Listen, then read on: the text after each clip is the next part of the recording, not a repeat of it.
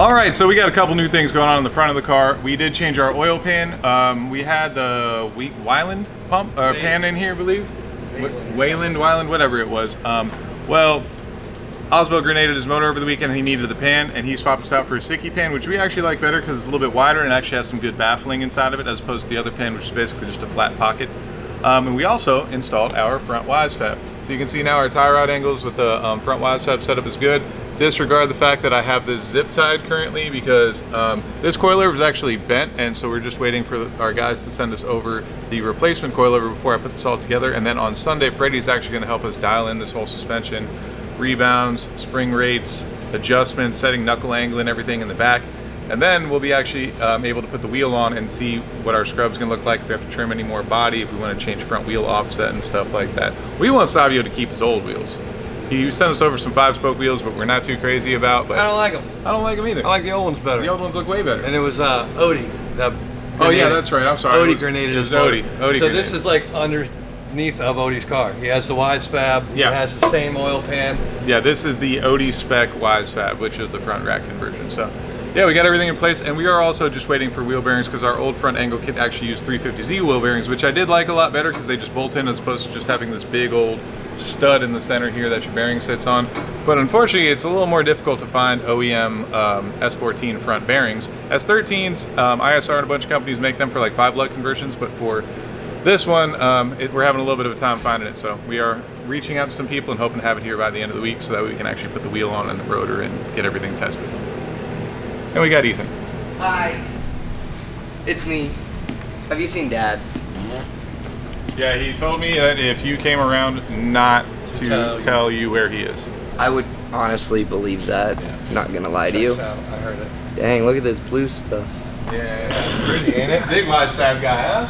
So I was able to look under Simon Olsen's car, and he did the fabricator for them, did the same thing for their rack, and he has the same pan, so he had the same amount of clearance. He overdid it on his because he was planning on getting the whatever pump or oil pan, and they went with the Sickie as well. So we have plenty of room for clearance here, no problems there.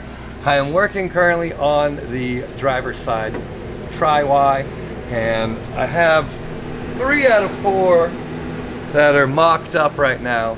So I'm going to put this on here. We wanted to reinsert the subframe and make sure it's all bolted up, so when I put my tri-Y up there, I want to make sure that my steering shaft fits. So you'll be one of the first ones to see it, because I haven't tried it since I've changed it. I had it coming over this first one, or the second one right here, I had it coming farther down here to go around the steering column, but I have enough room to where I can sneak it through this side and be able to put it in the car from the top side and not underneath like the passenger one is. So we're gonna take this off real quick and hopefully it fits. Right after we drop it down. But go to the back, look at the back. They also did the wise fab back there. Oh, we got that already. Oh, you got that already? All right, well, let's go down. Going down. Going down. I got it off the lip, the wheels are turning, everything else is good to roll. I have the top and catch can off already. I'm just literally waiting for that to come in, pop it in, and we're done.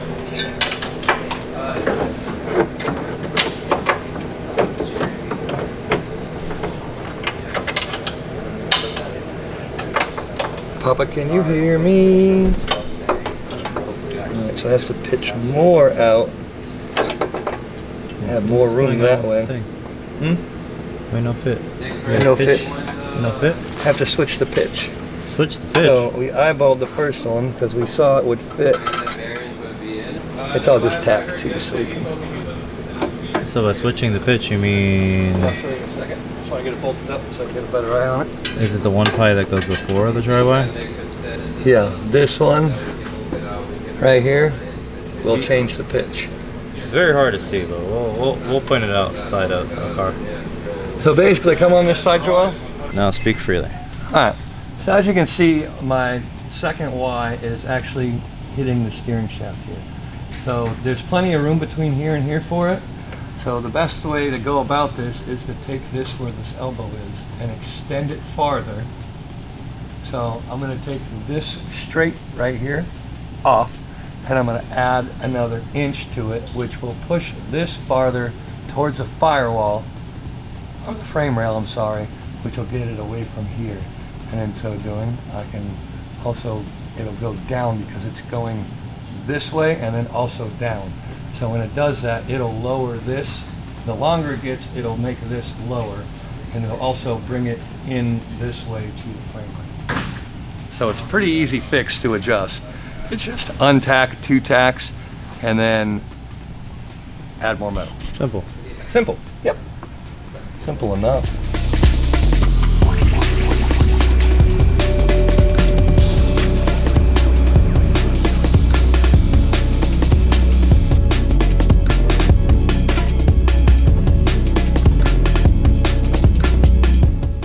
All right, so we got it all together. It fits in the car. I got a little bit of fine adjustment to do, which with this one.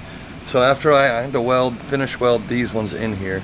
So it kind of tweaked a little bit. So I'm gonna take this part out and I have to shorten this and add a little bit of angle to drop it down into there.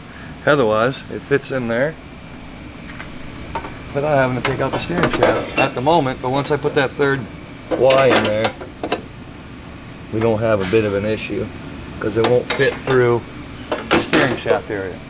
So this will actually have to come out and then drop in the finished product, because I still have to make one more Y off of these two. And then finish welding. But we're getting there, you know? A little different than the other one. I couldn't go around it and underneath, so I had to go next to each other. The other tri-Y was a same length, but it came down over here. So I didn't have that option here because steering shaft, so they all had to sneak through on this side, which is good as well because it gives us a chance to run our oil lines, because those are going to come out right here, our relocation spot. So we're going to have 2 lines coming out of the pan, and they're going to run along the side of the motor here. So if I did have exhaust running through this side, it would get the exhaust, it would get the oil lines really hot, which would defeat the whole purpose of this big oil cooler. So it running on that side is nice. I'm not mad at it. Looks like tri-wise.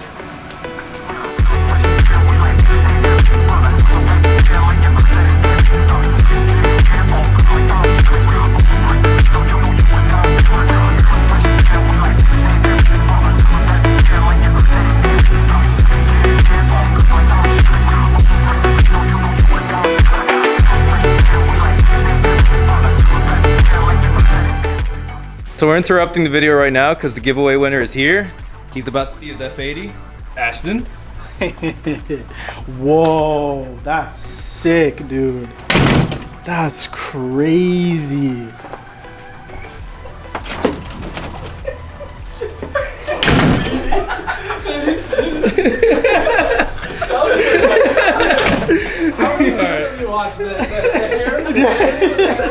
That was so good. Alright, for the full reaction, go to Adam's video. Usually he's directing traffic from his videos to ours, but now just go to his video. You probably already saw the reaction and whatnot. Enjoy the car, dude. Bam. I'm gonna film you with a third camera. Yeah, dude. Enjoy the car, man. Bam. Imagine. So we could only pick one person to win. F80 is gone, but now you guys have the chance to win this super sick S14. You guys may have seen it on Adam's channel, Instagram, and all that. This thing is looking crazy. They're not done with it, but once she's done, every $5 spent on Drift HQ and LZMFG gets you entered to win. Good luck.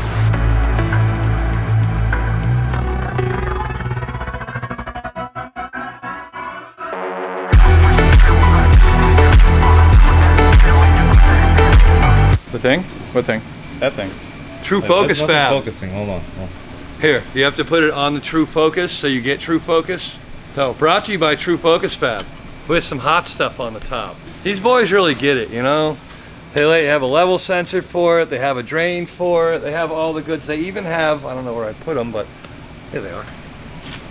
They come with brackets that you get to weld on and put them where they fit on your car instead of just having them haphazardly put somewhere and then you have to try and make that work by making a new bracket for the bracket that's already made.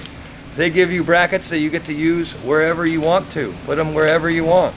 So I'm gonna do one off of here on the back side of the strut tower, and then I'll have another one come out and come up like that and bolt in right here. So it's gonna tie in. What do you have? Right there. I got some sweet Linky GT sensors. Now we are gonna run. This is the last bit of engine wiring and sensors and stuff we have to do, aside from the fact that I have to extend this guy a little bit because our alternator position is a little bit off. But, you know, it works. But yeah, so I can get these set up and wired up, and then Forrest from Link is actually helping me set up our base tune and everything for not only the engine, but also setting up everything for our PDM. So I can actually test all the functions, we can make sure our water pump turns on, bleed our cooling system, make sure headlights, taillights, brake lights, all that stuff works. So he's got everything kind of programmed for me for the most part. I just got to hook up the laptop and upload the file and see how it all plays out. So as you guys know, we are going to be running Pro-Am this year. So we have Duarte and Savio both are going to be running Pro-Am.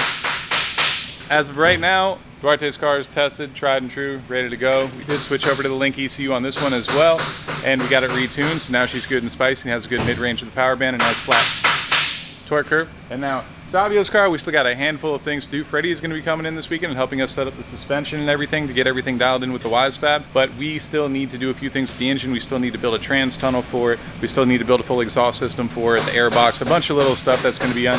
So if it does fall into place, so we can go, but we don't like to test our cars at the event. We'd like to have a test day with the car, especially considering we changed pretty much everything about it aside from the engine and transmission itself.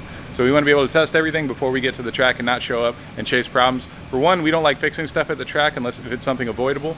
And for two, you're not going to be confident driving a car that you've never driven before with a whole new setup. So we want him to be as confident as possible whenever we get to the track.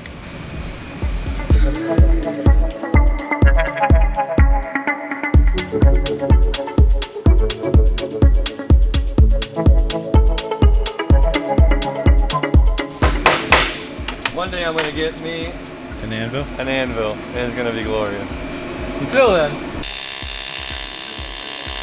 Hey, this isn't as loud as the old machine. No, it kind of sounds like the intro to Kid Rock, like cowboy, you know, like It wow, does. wow.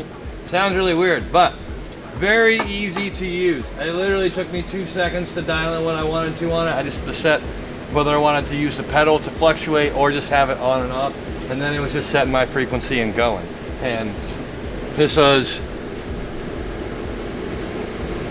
first try on the new machine, and it's perfect. Love to see it. It matches their welds. Matches their welds, yeah. I just went in the opposite direction. You go this way, then you go back this way, and you go that way. Yeah, it's gonna fit in there real nice. Shout out True Focus Fab for giving me the tabs already made. Oh, real MVPs.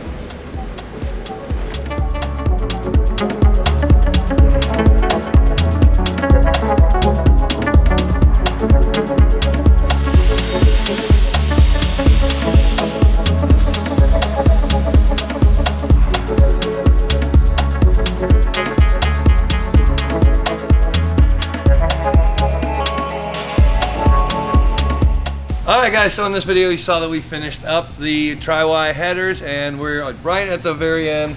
Just have to tie in the old Y exhaust into the headers and we're good there. Freddie's going to be coming by tomorrow to set up Savio's suspension, get all the WiseFab dialed in the right way, how he wants it and how Savio wants to drive it. And Chris did a bunch of finishing on the wiring, got a bunch of hoses done, power steering done, the sway bar. Oh, you got the oil lines done too, look at that.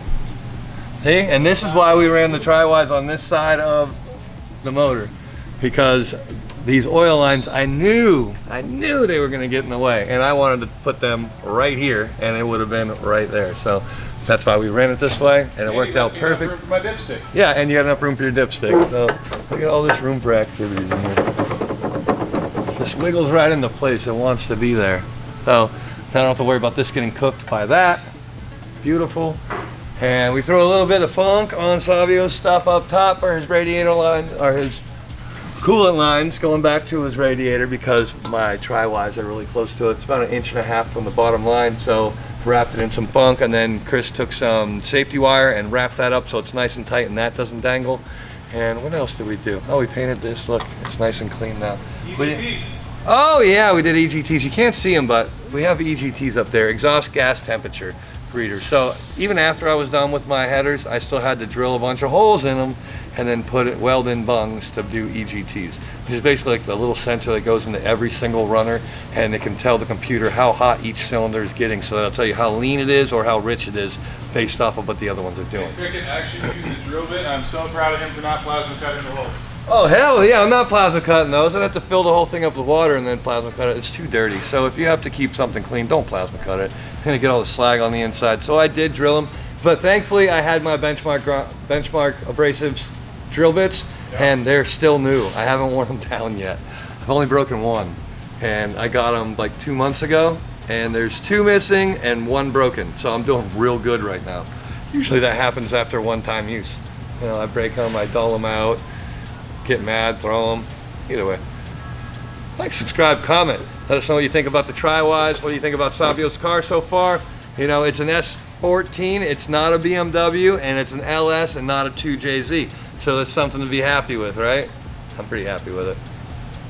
Yeah. Yeah. Chris used to be big LS guy, and then he got a 1J. Now he's big JZ guy. I'm still big LS guy. Just, He doesn't tell me. my bank account is set up. The way you're broke because you bought a JZ. Exactly. There it is.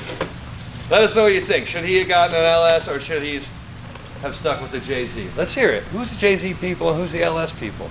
I want to know. LS. V8.